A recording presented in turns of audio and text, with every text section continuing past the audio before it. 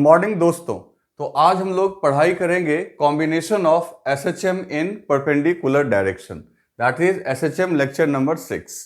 तो चलो, आपको याद होगा दोस्तों, पिछले लेक्चर में हमने एसएचएम को कंबाइन किया था एंड वो जो एसएचएम हमने कंबाइन किया था वहां पे जो इक्वेशन था वो पार्टिकल को मजबूर कर रहा था सेम एक्सिस यानी एक ही डायरेक्शन में चलने को। ठीक है, बस सारे इक्वेशंस के बीच में फेज का डिफरेंस था। फिर हमने इसको सॉल्व करने के लिए एक फेजर मेथड बनाया जिसमें हम लोग क्या कर रहे थे, सारे इक्वेशंस के एम्पलीट्यूड को वेक्टर क्वांटिटी मान ले रहे थे और उन इक्वेशंस के बीच में जो फेज डिफरेंस था वो फेज डिफरेंस उन वेक्टर्स के बीच के एंगल के रूप में काम कर रहा था। ठीक है बच्चों, और हमने उसमें देखा था कि हम लोग दो एसएचएम या दो से ज्यादा एसएचएम को भी कंबाइन कर सकते थे क्योंकि सिंपल वेक्टर का एडिशन था वो। ठीक है ना। तो दोस्तों आज हम लोग जो पढ़ने जा रहे हैं उसमें हम लोग कंबाइन करेंगे एसएचएम को जो कि किस डायरेक्शन में है, परपेंडिकुलर डायरेक्शन में। कहने का मतलब देखो, क्या कॉम्बिनेशन में होता क्या है कि एक पार्टिकल को एक ही टाइम पे दो इक्वेशन के अकॉर्डिंग एसएचएम करना होता है ना। दोनों इक्वेशन को सेटिस्फाई करना होता है, ये काम हम लोग यहां पे करने जा रहे हैं। तो देखो, combination of SHM in perpendicular direction. तो जैसे कि एग्जांपल के लिए मान लो पहला इक्वेशन है x equals to a1 sine omega t, यानी कि मान लो कि ये इक्वेशन कहता है पार्टिकल को कि तुम x एक्सिस के लॉन्ग एसएचएम करो विथ एम्पलीट्यूड a1 और ओमेगा टी के बाद कुछ नहीं लिखा हुआ है, मतलब फेज कांस्टेंट क्या है, 0। और दूसरा इक्वेशन कहता है बच्चों y equals to a2 sine omega t plus five, है ना।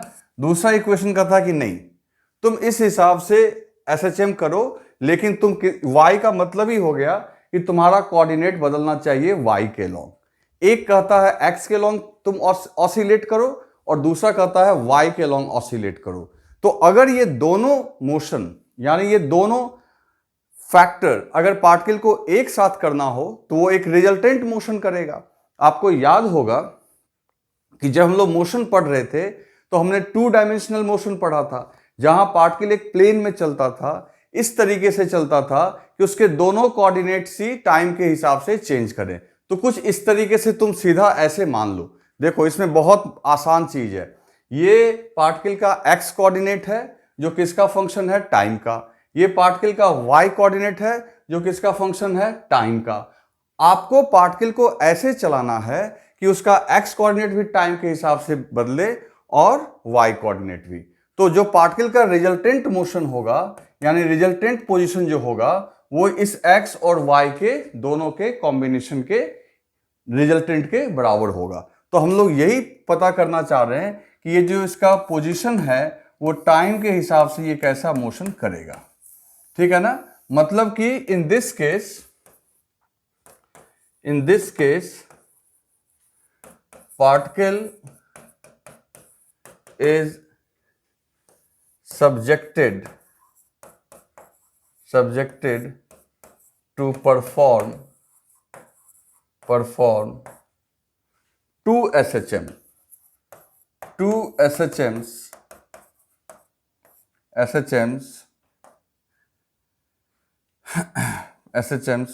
perpendicular to each other। ध्यान दो बच्चों, यहां पे पार्टिकल को इस तरीके से मूव करवाना है ताकि पार्टिकल इन दोनों एसएचएम को सेटिस्फाई करे। यहां इस बार इस प्रकार के कॉम्बिनेशन में सिर्फ दो ही एसएचएम को हम लोग कंबाइन करते हैं। पहली बात तो ये है। दूसरी बात क्या है कि यहां जैसे वहां पे फेज डिफरेंस, वहां हाइपोथेटिकली हम लोग कहते थे एक का एम्पलीट्यूड इधर है दूसरे का इधर है। यहां रियलिटी में ये वाला इक्वेशन चाहता है पार्टिकल को x के लॉन्ग चलाने को और ये वाला इक्वेशन चाहता है पार्टिकल को y के लॉन्ग चलाने को। तो अभी एक बार आप पहले लिखो, फिर मैं इसके ऊपर बात करता हूं। तो बच्चों अब ये देखो कि इसको हम लोग डिस्कस कैसे करेंगे। देखो, आपको याद होगा मोशन में मैंने आपको क्या पढ़ाया था काइनेमेटिक्स में, कि अगर मान लो ये एक्स एक्सिस और ये वाई एक्सिस है, ठीक है। अगर किसी पार्टिकल को इस प्लेन में इस तरीके से चलाना हो कि उसका एक्स कोऑर्डिनेट भी चेंज करे टाइम के हिसाब से और वाई कोऑर्डिनेट भी चेंज करे, तो आखिर वो किस पाथ पे चलेगा, इसके लिए हम लोग एक डिस्कस करते हैं इक्वेशन ऑफ पाथ। 2 डायमेंशन में इक्वेशन ऑफ पाथ बहुत इंपॉर्टेंस रखता है। आप प्रोजेक्टाइल मोशन में आपको एक इक्वेशन बताया गया था, y equals to x tan theta, आपको याद होगा, minus g x square upon 2u square cos square theta.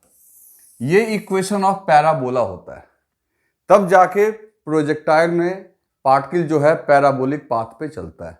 तो जब कभी भी अगर 2 डायमेंशन के मोशन के बारे में सोचना होगा कि वो पार्टिकल किस शेप के मोशन को करेगा, तो इसके लिए आपको उसके y कोऑर्डिनेट और x कोऑर्डिनेट के बीच में एक रिलेशन एस्टैब्लिश करना पड़ेगा। और y कोऑर्डिनेट और x कोऑर्डिनेट के बीच का जो रिलेशन होगा वही उसका इक्वेशन ऑफ पाथ बताएगा। और वो इक्वेशन मैथमेटिक्स के जिस कैटेगरी में आएगा, मान लो स्ट्रेट लाइन में आएगा तो पार्टिकल स्ट्रेट लाइन में मूव करेगा, सर्कल आएगा तो सर्कल में मूव करेगा, इलिप्स आएगा तो इलिप्स में मूव करेगा। तो हम लोग भी यहां कुछ ऐसा ही करने जा रहे हैं। तो हम लोग यहां पे जैसे कि मान लो कि दिया हुआ है equation x equals to a sine omega T.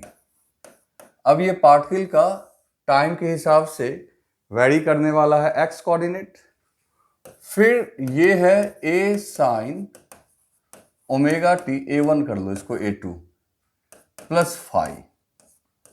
ये दोनों ही कोऑर्डिनेट टाइम के फंक्शन है। इन दोनों के बीच में एक रिलेशन एस्टैब्लिश करना है। किसके किसके बीच में? x और y के बीच में। और जो रिलेशन बनेगा x और y के बीच में, जो इक्वेशन बनेगा वो होगा इक्वेशन ऑफ पाथ। और ऐसा हम लोग कैसे कर पाएंगे? तो ऐसा कर पाएंगे तब जब हम लोग t को एक जगह से एलिमिनेट करके दूसरे में पुट कर लेंगे, क्योंकि टाइम t जो देख रहे हो ये दोनों ही इक्वेशन में तो सेम होगा, क्योंकि ये दोनों ही मोशन को परफॉर्म करना है उसको सेम टाइम इंस्टेंट पे। इन दोनों मोशन को परफॉर्म करना है बच्चों सेम टाइम इंस्टेंट पे। आ रही है बात समझ में? तो इसका मतलब ये हुआ कि हमको इससे इसमें रिप्लेस करना है। अब कैसे करेंगे? दिमाग लगाते हैं। y और x के बीच में, समझ गए ना? तो हम लोग यहां पे लिख लेंगे we have to establish relation between y and x to find equation of path.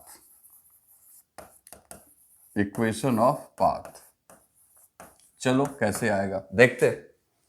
ये इक्वेशन 1 है मान लो, एंड दिस इज 2। तो फ्रॉम 1, तो बच्चों बात करते हैं 1 से।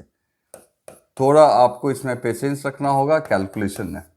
फ्रॉम 1, तो यहां से देखो, यहां से हम लोग लिख सकते हैं sine omega t equals to x upon a1। अगर a1 को इधर भेज दोगे तो ये क्या आ जाएगा? x अपॉन a1 आ जाएगा। चलो, sine omega t equals to x upon a1 है, तो कॉस ओमेगा टी कितना होगा? तो कॉस ओमेगा टी हो जाएगा बच्चों, तो याद करो कॉस थीटा को लिख सकते हैं under root 1 minus sine square theta, under root 1 minus sine square omega t लिख सकते हैं ना? आ रही है ना बात समझ में? तो हम लोग यहां पे कॉस ओमेगा, तो सीधी बात है कि कॉस ओमेगा टी हो जाएगा 1 minus sine square omega t, और इसको लिख देंगे यहां पे हम लोग 1 minus x square upon a1 का स्क्वायर। आ रही है बात समझ में? क्योंकि साइन ओमेगा टी है x बाई a1, तो साइन स्क्वायर ओमेगा टी हो जाएगा x square upon a1 square. चलो, कहोगे ऐसा क्यों किए? अभी समझ में आ जाएगा।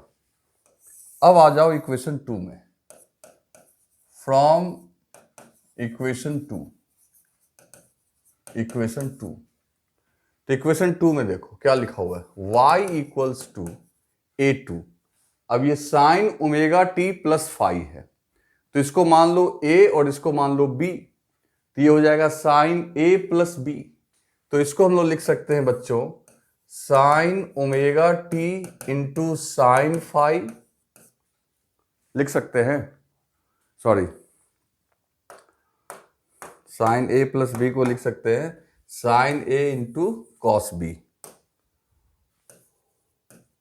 कॉस फाई प्लस, ठीक है, plus sine phi into cos omega t. इसमें तो कोई दिक्कत नहीं है आपको। a2 को आप इधर ले आओ, इस a2 को इधर ले आओ, तो y upon a2 equals to, थोड़ा छोटा कर लिया जाए इसको तो लिखने में सही रहेगा, y अपॉन a2, है ना। और देखो ब्रैकेट में क्या क्या लिखेंगे, साइन ओमेगा टी की जगह लिख सकते हो x upon a1 into cos phi plus यहां लिखेंगे साइन फाई, और कॉस ओमेगा टी को क्या लिखेंगे बच्चों, तो कॉस ओमेगा टी को लिख सकते हैं under root 1 minus x square upon a1 square, लिख लिया हमने। अब दोनों तरफ स्क्वायर करो, अब दोनों तरफ स्क्वायर करो, तो कैसे स्क्वायर करेंगे वो देखते हैं। दोनों तरफ स्क्वायर करो, तो दोनों तरफ स्क्वायर करोगे तो ये आ जाएगा वाई स्क्वायर। दोनों तरफ स्क्वायर अभी नहीं करना, अभी एक काम करते हैं, पहले इसको इधर ले आते हैं फिर स्क्वायर करेंगे। ये जो पूरा टर्म है बच्चों इसको इधर ले आओ, तब स्क्वायर करेंगे तो मजा आएगा। y upon a2 minus x upon a1 into cos phi, इसको हमने ले आया इधर, और इधर क्या हो गया बच्चों, तो इधर हो गया आपका साइन फाई, और ये ब्रैकेट में हो गया आपका under root 1 minus x square upon a1 का स्क्वायर। अब तुम दोनों तरफ स्क्वायर कर दो, अब दोनों तरफ स्क्वायर करो और देखो क्या होता है। तो इधर हमने स्क्वायर कर दिया y upon a2 minus x upon a1 into cos phi का स्क्वायर किया। इधर स्क्वायर करोगे तो ये तो हो जाएगा आपका साइन स्क्वायर फाई, और इसका अंडर रूट हट जाएगा तो ये आ जाएगा 1 minus x square upon a1 square. तो चलो पहले इतना राइट डाउन करो, फिर मैं इसको सॉल्व करता हूं।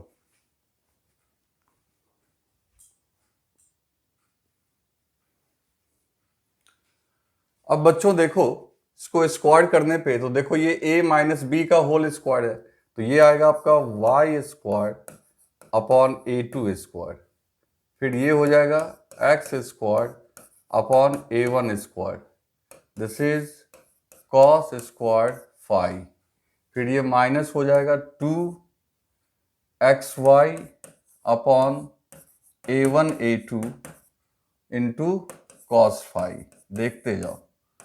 और इधर बच्चों क्या होगा, इसको अंदर मल्टीप्लाई कर दो, sine square phi minus x square upon a1 square sine square phi. अब एक काम करो, इसको इधर लेके आ जाओ आप, तो इधर देखो क्या आ रहा है, y square upon a2 square plus x square upon a1 square, और ये इधर आएगा तो प्लस हो जाएगा, तो ये हो जाएगा आपका cos square phi plus sine square phi, ठीक है, minus 2xy cos phi upon a1 into a2, और इधर बच गया बच्चों साइन स्क्वायर फाई। फिर देखो cos square phi plus sine square phi 1 हो जाएगा, तो फाइनली देखो इक्वेशन क्या आया, फाइनली आया y square upon a2 square plus x square upon a1 square minus 2xy upon A1 A2 into cos phi equals to sine square phi. अब ये आपका इक्वेशन आ गया, ये आपका इक्वेशन आ गया यहां पे। ठीक है, तो चलो पहले इसको राइट डाउन करो, फिर आगे हम लोग बात करते हैं।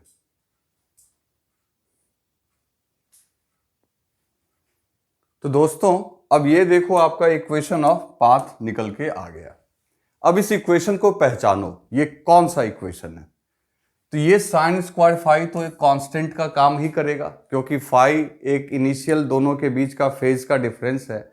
मान लो 45 का डिफरेंस होगा तो साइन स्क्वायर 45 1/2 हो गया, तो ये एक तरीके से कांस्टेंट का ही काम करेगा।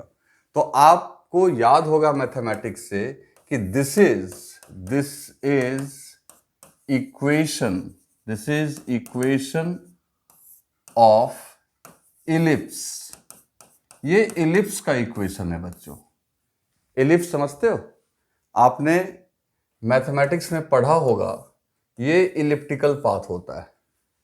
ये देखो एक्स वाई प्लेन में, हालांकि जरूरी नहीं है कि पूर्णतः ये इलिप्स ही होने वाला है, कुछ भी हो सकता है, वो तो फाइनली फाई पे डिपेंड करेगा। फिलहाल जो स्वरूप है इसका, उसके हिसाब से ये इक्वेशन ऑफ इलिप्स है। एंड फिर मैं लिख देता हूं, and exact form of equation depends on phi। phi क्या है बच्चों, तो phi इन दोनों के बीच का फेज डिफरेंस है। क्योंकि आपको याद होगा कि x था आपका A1 साइन ओमेगा टी और y था A2 sine omega t plus phi. तो दोनों के बीच फेज डिफरेंस तो फाई का ही है, तो फाई आपका क्या है, इन दोनों के बीच का फेज डिफरेंस। तो अभी भी हम लोग ऐसा नहीं कह रहे हैं कि ये एलिप्स बनेगा ही बनेगा। इक्वेशन का फॉर्मेट एलिप्स का है, ये स्ट्रेट लाइन भी बन सकता है, सर्कल भी बन सकता है, वो तो फाई की वैल्यू रखेंगे तब पता चलेगा। और अभी हम ऐसा करके अभी आपको दिखाएंगे कि किस किस कंडीशन में फाई रखने पे क्या क्या होने वाला है। तो ये बहुत ही इंपॉर्टेंट इक्वेशन है। आप अगर बाकी चीज भूल भी जाओ तो कोई दिक्कत नहीं है, लेकिन ये फॉर्म याद रखना, और ये याद रखना बहुत मुश्किल नहीं है, एक दो बार प्रैक्टिस करोगे याद हो जाएगा। तो this is equation of path, ये आपका इक्वेशन ऑफ पाथ है। ठीक है, तो इसे राइट डाउन कर लो अच्छे से पहले।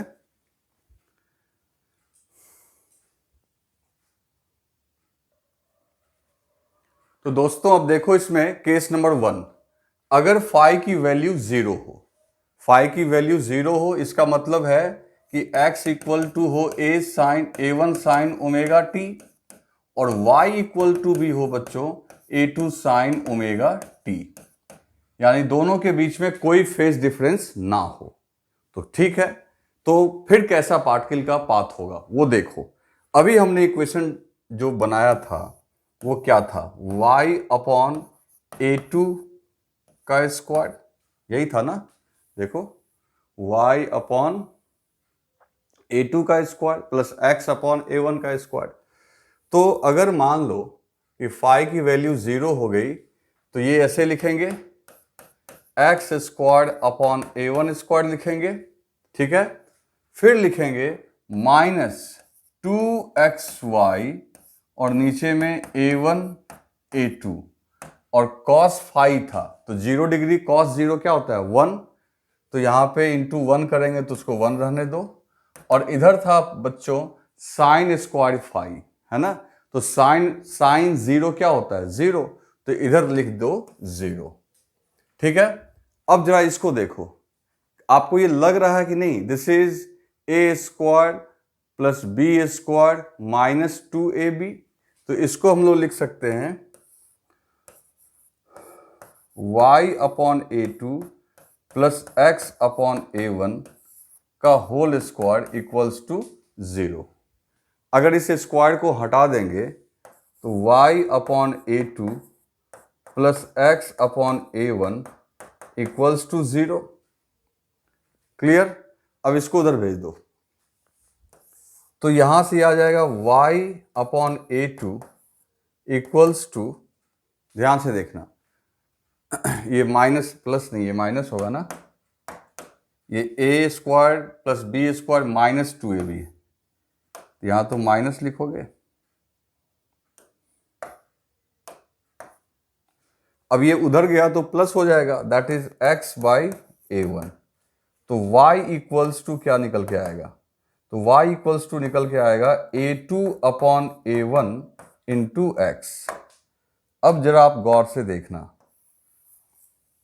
ये आपका इक्वेशन बन के आया, y equals to a2 upon a1 into x. तो ये इक्वेशन किससे रिजेंबल कर रहा है, तो ये इक्वेशन रिजेंबल कर रहा है y इक्वल्स टू mx से, यानी this is a straight line, ये है straight line, straight line passing through origin, straight line passing through origin. तो बच्चों इस केस में जो पार्टिकल आपका है वो कैसे मूव करेगा, तो देखो मैं सॉल्व करके दिखा रहा हूं। और straight line passing through origin, और उसमें भी ये जो स्लोप है, स्लोप का रोल कौन प्ले कर रहा है, m का रोल प्ले कर रहा है a2 अपॉन a1। तो स्लोप हमारा कांस्टेंट है, वो भी पॉजिटिव है। तो पार्टिकल आपका स्ट्रेट लाइन पाथ पे चलेगा, लेकिन ये चलेगा आपका फर्स्ट और थर्ड क्वाड्रेंट में। पार्टिकल ऐसे ऐसे ऑसिलेट करेगा, और तुम देखो ये सेटिस्फाई भी कर रहा है। मान लो ये है मीन पोजीशन, ठीक है। जब पार्टिकल यहां पे गया तो ये एक्स एक्सिस के लॉन्ग ये प्लस a1 पे गया, क्योंकि x का एम्पलीट्यूड क्या है a1। y के हिसाब से देखो ये प्लस a2 पे गया। तो चूंकि दोनों इक्वेशन के अलोंग फेज सेम है, तो दोनों इक्वेशन के हिसाब से पार्टिकल जो है अभी मीन पे है। ये देखो इसका मीन पोजीशन हुआ, मीन से एक्सट्रीम पे गया तो इसके हिसाब से भी एक्सट्रीम पे गया, इसके हिसाब से भी एक्सट्रीम पे गया, फिर वहां से ये वापस आया, फिर यहां से ये नेगेटिव एक्सट्रीम पे। तो जब नेगेटिव एक्सट्रीम पे गया तो इसके हिसाब से माइनस a/2 पे गया, और इसके हिसाब से आपका प्लस a1 पे गया। तो देखो आपको मजा आ गया होगा ये देख के कि कैसे ये कंबाइन हो रहा है। मतलब कि एक SHM हो रहा था ऐसे, सॉरी ये माइनस होगा ना, ये आपका माइनस। तो देखो x वाले को भी सेटिस्फाई कर रहा है माइनस a1 से प्लस a1, y को भी सेटिस्फाई कर रहा है माइनस a2 से प्लस a2, और एक साथ सेम फेज का मतलब है दोनों के हिसाब से मीन पे है। जब इसके पॉजिटिव एक्सट्रीम पे गया तो उसके हिसाब से ही पॉजिटिव एक्सट्रीम पे गया, जब इसके हिसाब से नेगेटिव एक्सट्रीम पे गया तो उसके हिसाब से भी नेगेटिव एक्सट्रीम पे गया। तो हम लोग यहाँ पे यही बोलेंगे कि पार्टिकल स्ट्रेट लाइन पे चलेगा जो कि ओरिजिन से पास कर रहा होगा। कोई पूछेगा ये एंगल कितना बन रहा है, थीटा, तो थीटा मतलब टैन थीटा, टैन थीटा तो स्लोप है, और स्लोप कितना है आपका a2 बाई a1। तो कुछ भी एग्जाम में आ सकता है। इस केस में कोई पूछेगा कि बताओ रिजल्टिंग मोशन क्या हुआ, तो रिजल्टिंग मोशन हुआ पार्टिकल का स्ट्रेट लाइन पे चलना, और पार्टिकल विल परफॉर्म, मैं यहां लिख दे रहा हूं, particle will perform SHM, simple harmonic motion. अच्छा, इस केस में अगर कोई पूछे कि रिजल्टेंट एम्पलीट्यूड कितना हुआ, तो भाई इसके हिसाब से a1, इसके हिसाब से a2, तो लेकिन एक्चुअल में तो पार्टिकल इस पाथ पे चल रहा है, तो पार्टिकल का जो एक्चुअल में रिजल्टेंट एम्पलीट्यूड होगा वो तो सीधा ये आपका बेस हो गया, ये परपेंडिकुलर हो गया, तो अंडर रूट a1 का स्क्वायर प्लस a2 का स्क्वायर।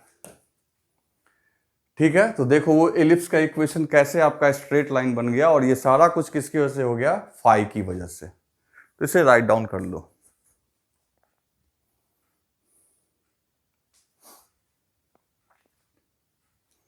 अब बात करते हैं बच्चों केस 2 की। तो केस 2 में मान लो अब फाई की वैल्यू 180 है ना, मतलब अपोजिट फेज है, फाई की वैल्यू 180, 90 वाला भी हम लोग लेंगे, पहले 180 देख लेते हैं। तो 180 है मतलब अपोजिट फेज, अपोजिट फेज। तो देखो इक्वेशन क्या होगा, ठीक है। तो आप याद करो, मतलब कि पहले इक्वेशन मैं लिख दूं जरा ताकि आपको लगे कि इक्वेशन क्या था। तो यहाँ पे y इक्वल्स टू और x इक्वल्स टू, तो x है a1 साइन ओमेगा टी और y है a2 equals to sine omega t plus pi. यही पाई 180 डिग्री का फेज डिफरेंस है। देखो फाई की वैल्यू 180 हो। तो सबसे पहले इक्वेशन जो आपका है, आपको याद होगा, तो y स्क्वायर अपॉन a2 का square plus x square upon a1 का square minus 2xy upon a1 a2 और cos 180 होता है बच्चों -1, तो यहां लिख दोगे -1 equals to sine square phi. Sine फिर से 180 साइन क्या होता है 0, तो ये 0 ही रहने दोगे। फिर देखो तो ये माइनस माइनस हो गया प्लस, तो y स्क्वायर अपॉन a2 का square plus x square upon a1 का square and this is plus 2xy upon a1 a2 is equal to 0। अब देखो ये a square plus b square plus 2ab, तो इसको क्या लिख देंगे बच्चों हम लोग, इसको हम लोग लिख सकते हैं, थोड़ा छोटा कर रहे हैं, इसको हम लोग लिख सकते हैं a प्लस बी का whole square y upon a2 plus x upon a1 का होल स्क्वायर इक्वल्स टू 0। ठीक है, अगर ये स्क्वायर को हटा दोगे तो इक्वेशन क्या बनेगा तुम्हारा, फिर बनेगा y upon a2 plus x upon a1 equals to 0। इसको उधर भेज दो, तो y upon a2 equals to minus x upon a1, a2 को ऊपर भेज दो, तो y equals to minus a2 upon a1 into x. तो हम लोग यहाँ पे ये इक्वेशन फाइंड आउट किए, ध्यान से देख लो। तो अगर हम लोग देखें यहाँ पे इस इक्वेशन के लिए, तो y equals to minus a2 upon a1 into x. ये इक्वेशन देखो बच्चों ध्यान से, तो ये भी आपका आएगा y इक्वल टू mx का equation. Again this is straight line, straight line, straight line passing through origin, passing through origin. ये भी आपका स्ट्रेट लाइन आया, ओरिजिन से पास करता हुआ, और स्लोप जो बच्चों यहाँ पे है that is tan theta, negative slope है। तो नेगेटिव स्लोप का मतलब समझ में आ रहा है तुम्हें, इसका मतलब इस बार फोर्थ क्वाड्रेंट और सेकंड क्वाड्रेंट में पार्टिकल चलेगा। स्ट्रेट लाइन तो होगा लेकिन पार्टिकल जो मूव करेगा बच्चों, तो जैसे ये मान लो कि आपका ये y एक्सिस है, ये x एक्सिस है, तो ये आपका ओरिजिन है जो मीन पोजीशन का काम करेगा, और इस बार जो है पार्टिकल ऐसे मूव करेगा, ऐसे। स्ट्रेट लाइन तो है विथ नेगेटिव स्लोप, देखो मोर देन 180 एंगल है। तो अब एक बात सोचो, इसको हम लोग जस्टिफाई करते हैं। पाई का डिफरेंस का मतलब है दोनों का फेज उल्टा, एक का प्लस तो दूसरे का माइनस। तो देखो हो भी रहा है, मीन पोजीशन से जब मान लो पार्टिकल इधर चला, तो x के हिसाब से अगर ये पॉजिटिव a1 पे है, तो उस समय y के हिसाब से नेगेटिव एम्पलीट्यूड पे है, फिर ये पार्टिकल लौट के मीन पे आएगा। अब x के हिसाब से नेगेटिव पे जाएगा, दैट इज माइनस a1 पे, तो y के हिसाब से ये क्या जाएगा, पॉजिटिव a2 पे। तो मेरा कहने का मतलब है इस केस में क्या हो रहा है कि पार्टिकल आपका कर तो रहा है SHM ही, लेकिन दोनों को अलग तरीके से सेटिस्फाई कर रहा है। मतलब कि जिस समय x के हिसाब से पॉजिटिव एक्सट्रीम पे है, तो y के लिए वो क्या है, नेगेटिव एक्सट्रीम। इसी तरीके से x के लिए पॉजिटिव है तो x के लिए नेगेटिव है तो y के लिए पॉजिटिव है। तो यहाँ पे सब कुछ पिछले वाला ही है, बस आप देखो क्वाड्रेंट चेंज हो गया है। कब, जब फेज डिफरेंस कितना हो 180। तो हम लोग यहाँ पे लिख देंगे कि particle will perform SHM। Particle जो है, पार्टिकल विल परफॉर्म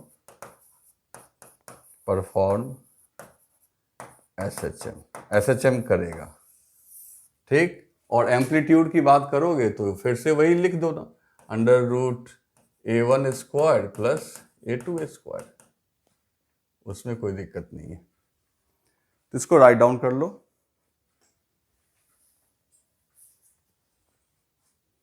दोस्तों अब बात करते हैं कंडीशन नंबर 3 का, और यहां पे फाई की वैल्यू जो है π/2 है। तो कहने का मतलब ये है कि मान लो अगर एक इक्वेशन है आपका x equals to A1 sine omega t और y की जो वैल्यू होगी A2 sine omega t plus π/2, यानी दोनों के बीच का जो फेज डिफरेंस है वो कितने का है, π/2 का। तो दोस्तों इक्वेशन जो अपना था पाथ वाला वो कैसे कन्वर्ट होगा, तो आपको याद होगा वो था अपना y upon y squared upon A2 का square plus x squared upon A1 का स्क्वायर, ओके, एंड माइनस, अब क्या है कि इसमें आपका कॉस फाई आता था, है ना, था ना 2xy upon A1 A2 into cos π/2। तो बच्चों कॉस π/2 तो कॉस 90 0 हो जाएगा, ठीक है। और इधर आपका था साइन स्क्वायर फाई, तो साइन स्क्वायर π/2। तो यहां से देखो क्या निकल के आ रहा है, ये तो पूरा 0 हो गया, तो y स्क्वायर अपॉन A2 का square plus x square upon A1 का स्क्वायर, और ये हो गया आपका 1। तो इस तरीके से देखो ये इसका इक्वेशन ऑफ पाथ आया, और ये है बच्चों इक्वेशन ऑफ एलिप्स, है ना, ये है इक्वेशन ऑफ एलिप्स। ऐसा इक्वेशन जो है y squared upon A2 plus x squared upon A1 squared is equal to constant, ये है इक्वेशन ऑफ एलिप्स। इस केस में क्या होगा बच्चों, इस केस में सीधी सी बात है, जो पार्टिकल है आपका वो आपका एक एलिप्टिकल पाथ पे मूव करेगा, मतलब कोई स्ट्रेट लाइन नहीं, कोई SHM नहीं, पार्टिकल आपका इस पाथ पे मूव करेगा। ये आपका y एक्सिस है, ये आपकी x एक्सिस है, ठीक है ना। तो पहली बात, ये दोनों इंडिविजुअल SHM है, लेकिन इसका रिजल्टेंट मोशन जो है वो SHM नहीं हुआ, क्योंकि SHM होने का मतलब है या ऑसिलेटरी मोशन होने का मतलब है टू एंड फ्रो। जैसे स्ट्रेट लाइन में वो टू एंड फ्रो हो रहा था वो SHM था, ये भी SHM था, लेकिन ये इलिप्टिकल पाथ हो गया। तो पहली बात, दो SHM के कॉम्बिनेशन से यहां SHM नहीं बना। हाँ, पीरियोडिक मोशन है, यानी कि resulting motion particle will move on elliptical path, ठीक है ना। और जो मोशन है वो SHM नहीं होगा भाई, motion is not SHM, periodic हो सकता है, पीरियोडिक बोलेंगे बट नॉट SHM, मतलब SHM के कॉम्बिनेशन से रिजल्टेंट मोशन SHM ही नहीं है। तो चलो अब इसमें पार्टिकल घूम रहा है, तो अब इसमें पार्टिकल जब इस इलिप्टिकल पाथ पे घूम रहा होगा तो फिर यहां दो सेंस बनता है, क्लॉकवाइज भी घूम सकता है, एंटी क्लॉक भी घूम सकता है। तो आखिर हम लोग कैसे डिसाइड करेंगे, ये नीट में पूछा हुआ है कि क्लॉकवाइज कब घूमेगा, एंटी क्लॉक कब घूमेगा। तो एक बात सुनो, अभी समझ में आ जाएगा तुमको। यहां पे तुम देख सकते हो कि y और x के इक्वेशन को देखने से तुम्हें पता लग रहा होगा कि y जो है x से फेज में आगे है π/2। तो इसका मतलब जब t इक्वल टू 0 रखोगे तो x कोऑर्डिनेट आपका 0 आएगा। देखो t इक्वल टू 0 पे x कोऑर्डिनेट 0 आएगा, लेकिन t इक्वल टू 0 रखने पे y का वैल्यू प्लस A2 आएगा, क्योंकि t 0 रखोगे लेकिन ये π/2 तो है इसमें, यानी इनिशियली पार्टिकल यहां पे होगा। इसके बाद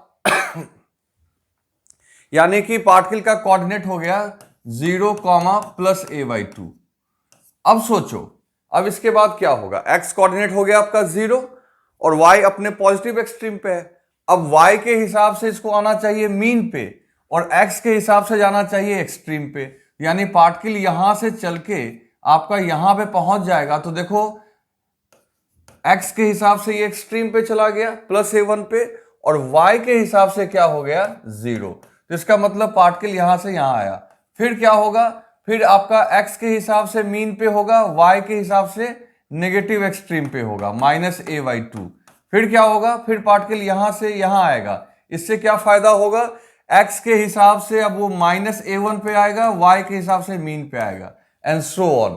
तो सीधी सी बात है, याद रखना बच्चों, अगर फेज में y आगे है, अगर y आगे है किससे, x से, तो आपका y आगे है फेज में, y लीड करेगा फेज में, मतलब एंगल ज्यादा है इसका, तो y लीड करेगा तो मोशन होगा क्लॉकवाइज। और अगर x लीड करता तो यहां से यहां ये जा रहा होता। तो उसको मैं लिख दे रहा हूं, पहले से आप राइट डाउन कर लो।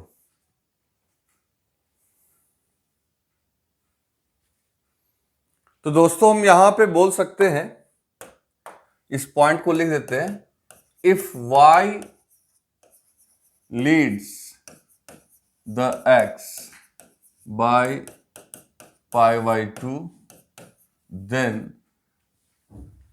then motion will be clockwise on elliptical path, है ना। कब, जब y लीड करेगा, and if x leads the y, if x leads the y, जब x लीड करेगा y, तो मोशन जो हो जाएगा आपका एंटी क्लॉकवाइज हो जाएगा। याद रखना आप, एंटी क्लॉकवाइज। अब इसी कंडीशन में बच्चों एक स्पेशल केस भी है, इसी कंडीशन में एक स्पेशल केस भी है। वो स्पेशल केस क्या है, स्पेशल केस क्या है, स्पेशल केस ऐसा भी तो हो सकता है बच्चों कि फाई की वैल्यू हो π/2 और दोनों ही डायरेक्शन में जो SHM हो रहा हो उसका जो एम्पलीट्यूड हो वो हो सेम। तो उस केस में क्या होगा कि जो आपका इलिप्टिकल है वो सर्कल में कन्वर्ट होगा। कैसे, तो देखो यहां पे हो जाएगा आपका y² अपॉन a² और x² अपॉन a², और cos 90 तो 0 ही हो जाएगा, और उधर आपका sin 90 हो जाएगा 1। तो देखो यहां से a², क्योंकि इस बार हमने मान लिया है दोनों का एम्पलीट्यूड क्या है, सेम। तो बच्चों यहां से a² को उधर भेज दोगे तो देखो x² plus y² equals to a²। ध्यान से देखो बच्चों, ध्यान से देखो, ये जो इक्वेशन आया तो आप मैथमेटिक्स के हिसाब से जानते हो कि x² plus y² equals to constant. इसका मतलब ये हो गया कि ये हो गया इक्वेशन ऑफ सर्कल। तो इसका मतलब है कि पार्टिकल का अगर दोनों डायरेक्शन के SHM का अगर एम्पलीट्यूड सेम होगा तो पार्टिकल जो चल रहा होगा सर्कुलर पाथ पे चल रहा होगा। तो बच्चों पार्टिकल अगर सर्कुलर पाथ पे चलेगा तो लाइक दिस, है ना, एलिप्टिकल की जगह सर्कुलर पाथ पे ये चल रहा होगा। बाकी रही बात क्लॉकवाइज और एंटी क्लॉक की, तो वो तो खैर वैसे ही रहेगा। अगर x लीड करेगा तो एंटी, अगर y लीड करेगा तो क्लॉक। x लीड करेगा तो एंटी क्लॉकवाइज, y लीड करेगा तो क्लॉकवाइज। तो कहने का मतलब है इस केस में पार्टिकल विल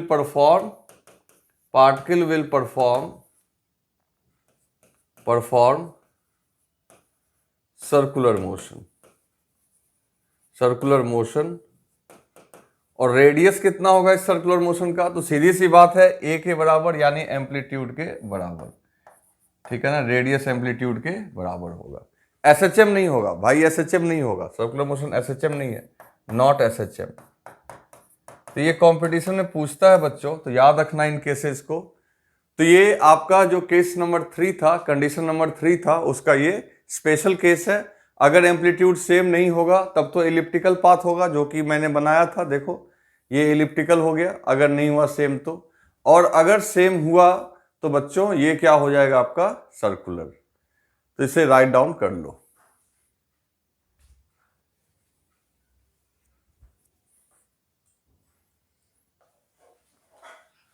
इसके बाद देखो बच्चों, ये लास्ट में एक पॉइंट लिख लो, इसमें कुछ खास नहीं है, ये पूछता नहीं है, लेकिन आप इंफॉर्मेशन के लिए याद रखना। अगर 0, 90 या 180 के अलावा कोई भी एंगल हो, फेज डिफरेंस, जैसे मान लो 45 हो, 60 हो, तो उसके लिए भी इक्वेशन इलिप्स का ही बनेगा, लेकिन दिस इज एसिमेट्रिकल इलिप्स। पहला जो इलिप्स बने, देखो आपका 90 के लिए भी इलिप्स बना था, लेकिन वो एक सिमेट्रिकल इलिप्स था। सिमेट्रिकल इलिप्स का मतलब होता है कि उसमें जो सेमी मेजर ये एक्सिस और ये एक्सिस एक्स और वाई से कॉन्साइड करता है। यहां इसका सेमी मेजर एक्सिस और सेमी माइनर, सॉरी ये सेमी मेजर हो गया और सेमी माइनर एक्सिस वो एक्स वाई से कॉन्साइड नहीं करता है। तो इंफॉर्मेशन के लिए याद रखो, पूछा नहीं है अभी तक, लेकिन अगर पूछ दे तो आप लिख सकते हो। और जहां तक रही क्लॉक और एंटी क्लॉक, तो उसका हमेशा ये थंब रूल याद रखना, वाई अगर लीड करेगा फेज में आगे तो क्लॉकवाइज, एक्स लीड करेगा तो एंटी क्लॉक। तो इस पॉइंट को भी राइट डाउन कर लो।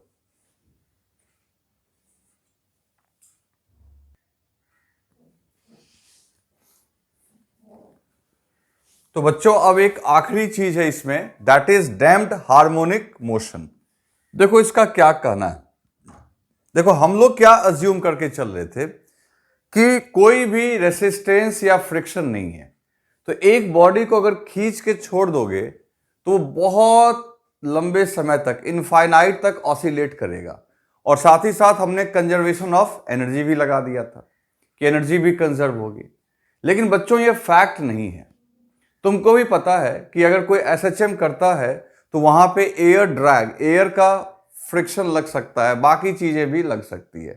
तो उस केस में क्या होगा कि तुम जैसे झूला ही, आप अगर किसी झूला को झूला के छोड़ दो तो धीरे धीरे उसका एम्पलीट्यूड आपका देखोगे डिक्रीज करने लगता है, या स्प्रिंग ब्लॉक में ही खींच के छोड़ दोगे तो धीरे धीरे उसका एम्पलीट्यूड डिक्रीज करता है, यानी एनर्जी लॉस होती है। ये डैम्प्ड ऑसिलेशन या डैम्प्ड हार्मोनिक मोशन का मतलब ही यही है। डैम्पिंग का मतलब ही है कि वहां पे रेसिस्टेंस फोर्स मौजूद है। तो कैसे, क्या फर्क आएगा? तो पहले जो तुम एसएचएम पढ़ रहे थे वहां पे डैम्पिंग नहीं थी, वहां का जो एम्पलीट्यूड था वो क्या था? कांस्टेंट, क्योंकि वहां किसी प्रकार की कोई एनर्जी का लॉसेस नहीं था। लेकिन बच्चों यहां पे एनर्जी का लॉस होगा। तो एनर्जी की अगर बर्बादी होगी तो निश्चित तौर पे एम्पलीट्यूड डिक्रीज करेगा। कौन डिक्रीज करेगा? एम्पलीट्यूड। तो इस बार जो एसएचएम होगा उसमें जो पार्टिकल ऑसिलेट कर रहा होगा विथ डिक्रीजिंग एम्पलीट्यूड्स। क्लियर है? तो बच्चों यही चीज हम लोग यहां पे राइट डाउन करने वाले हैं। तो हम लोग यहां पे ये लिखने वाले हैं कि if we consider drag force, जो एयर का ड्रैग है या बाकी रेसिस्टेंस फोर्स जो भी है, drag force, then amplitude of particle during SHM will not constant नहीं होगा, it will decrease, ये घटेगा, it will decrease due to negative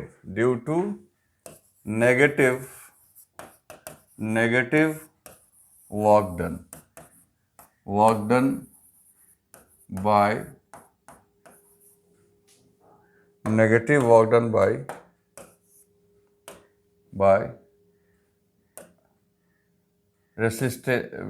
drag force. ठीक है? अब बच्चों यहां पे देखो कि जो ड्रैग फोर्स होता है, एयर का जो रेसिस्टेंस होता है, वो आपके वेलोसिटी के ऊपर डिपेंड करता है। जैसे आप देखो, जब आप बाइक पे बैठ के जाते हो तो जितनी तेज जाओगे तुम्हें जो ड्रैग लगेगा उतना पीछे ज्यादा, जितनी तेज जाओगे ड्रैग फोर्स उतना ज्यादा। तो कहीं ना कहीं जो ये रेसिस्टेंस फोर्स है ये तुम्हारा प्रोपोर्शनल होता है वेलोसिटी के, है ना? तो एक काम करते हैं, इसको इक्वलिटी का साइन कर लेते हैं। अगर एरो दिए हैं तो यहां माइनस लगाओगे। माइनस क्यों लगाओगे? तो अगर मान लो तुम आगे जा रहे हो, ठीक है ना, वेलोसिटी तुम्हारी नॉर्थ में है, तो ड्रैग फोर्स जो लगेगा वो किधर लगेगा? ठीक अपोजिट, दैट इज साउथ में, तो इसलिए माइनस है। तो एक कांस्टेंट का यूज कर लेते हैं। तो एक कांस्टेंट का यूज कर लेंगे तो ये हो जाएगा Fr equals to minus BV। ठीक है? अब ये जो इक्वेशन आया इसमें बी को हम लोग बोलते हैं बच्चों, बी को बोलते हैं damping constant, damping constant. B को क्या बोलते हैं बच्चों? Damping constant. क्लियर? अब देखो, अभी तक जो हम लोग पढ़ रहे थे उसमें आपका जो फोर्स लग रहा था एसएचएम में, उसमें जो फोर्स लग रहा था नेट फोर्स, उसमें था force equals to minus k x, है ना, माइनस के एक्स। यानी कि पहले सिर्फ कौन था? ये फोर्स था जो कि स्प्रिंग फोर्स लग रहा था।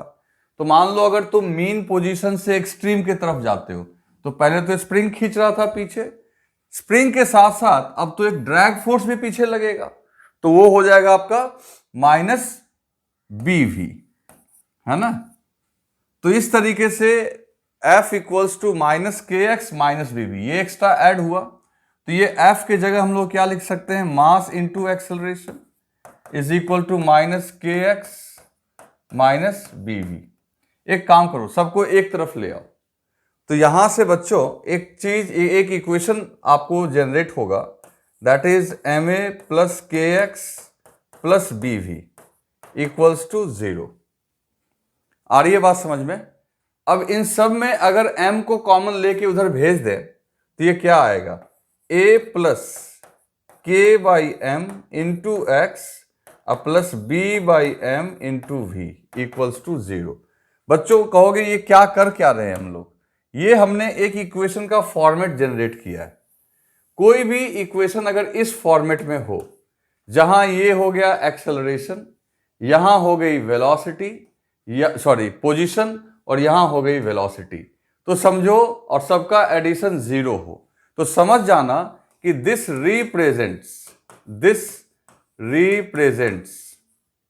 Represents damped oscillation. कभी कभार पूछता है बच्चे, ये इक्वेशन ही पूछा हुआ है, और ध्यान से देख लो, x का जो भी कॉफिशिएंट होगा वो k अपॉन m होगा, स्प्रिंग कांस्टेंट बाय मास, और जो v का आपका होगा कॉफिशिएंट वो क्या होगा? b बाई एम, और बाकी ये तो होगा एक्सेलरेशन। ठीक है, तो इसको राइट डाउन कर लो।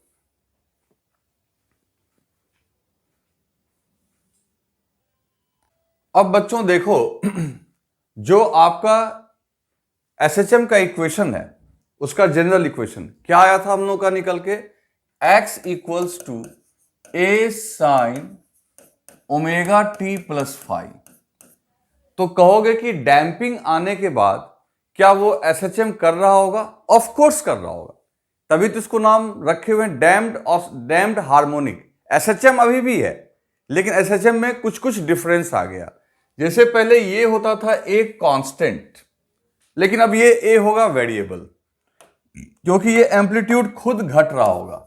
और एक कॉम्प्लिकेटेड सॉल्यूशन के बाद जब इसका फॉर्मूला निकाला गया, जो कि तुम्हारे को जरूरत नहीं है, तो ये इस फॉर्मूला के हिसाब से घट रहा है।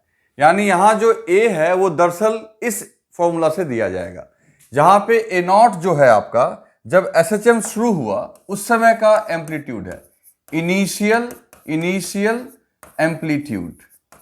एम्पलीट्यूड, और उसके बाद ये एक्सपोनेंशियल फॉर्म में ये धीरे धीरे क्या होगा? डिक्रीज करेगा। मतलब कि पहले बड़ा एम्पलीट्यूड होगा, फिर धीरे धीरे एम्पलीट्यूड डिक्रीज करेगा। इस फॉर्मूला से ही पता लग रहा है बच्चों, a इक्वल्स टू, इसको नीचे उतार दोगे तो ये हो जाएगा a not upon e to the power bt by 2m। नहीं तो जैसे जैसे टाइम बढ़ता जाएगा बच्चों, टाइम बढ़ता जाएगा तो एम्पलीट्यूड घटता जाएगा, और ऐसा होना भी चाहिए क्योंकि एनर्जी लॉस हो रही है ना भाई। तो अगर मान लो कल को एग्जाम में ग्राफ पूछ ले, अगर ग्राफ पूछ ले एम्पलीट्यूड वर्सेस टाइम, तो भाई एम्पलीट्यूड वर्सेस टाइम, तो इनिशियल एम्पलीट्यूड तो t इक्वल्स टू 0 रखोगे, तो ये पूरा हो जाएगा 1। तो इनिशियल एम्पलीट्यूड कितना था? a नॉट, और उसके बाद ये तो एक्सपोनेंशियल इक्वेशन है। तो एक्सपोनेंशियल इक्वेशन में जैसे देखो डिस्चार्जिंग ऑफ कैपेसिटर, ढेर सारा हम लोग ऐसा इक्वेशन देख चुके हैं। तो जैसे जैसे टाइम बढ़ता जाएगा आपका एम्पलीट्यूड जो है वो डिक्रीज होता चला जाएगा।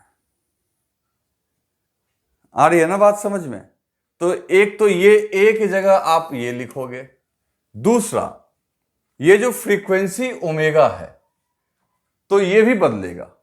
ओमेगा की जो वैल्यू अब तुम लिखोगे वो लिखोगे अंडर रूट, ठीक है ना, under root k by m, ठीक है, के बाई एम का square minus b by 2m का स्क्वायर। बात समझो, इसका स्क्वायर नहीं, के बाई एम का स्क्वायर नहीं, ये स्क्वायर नहीं होगा,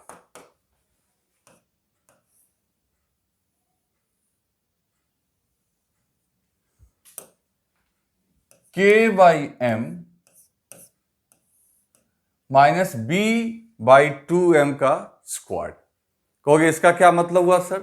आप याद करो कि अगर डैम्पिंग नहीं होता था तो ओमेगा की वैल्यू, ओमेगा स्क्वायर होता था आपका क्या, के बाई एम, ठीक।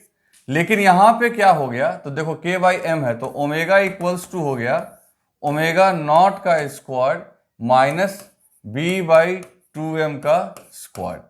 अगर डैम्पिंग कांस्टेंट बी बहुत छोटा है तो आप कह सकते हो कि डैम्पिंग वाला एंगुलर फ्रीक्वेंसी और जो आपका ओमेगा नॉट जो विदाउट डैम्पिंग, ओमेगा नॉट कौन सा है, विदाउट डैम्पिंग वाला, विदाउट डैम्पिंग वाला नेचुरल, इसको नेचुरल फ्रीक्वेंसी भी कह सकते हो, नेचुरल फ्रीक्वेंसी, एंगुलर फ्रीक्वेंसी। तो बिना डैम्पिंग के था omega not square equal to k by m, damping के साथ ओमेगा में ये बदलाव आएगा। लेकिन अगर बी बहुत छोटा है तो आप इसको निगलेक्ट कर सकते हो।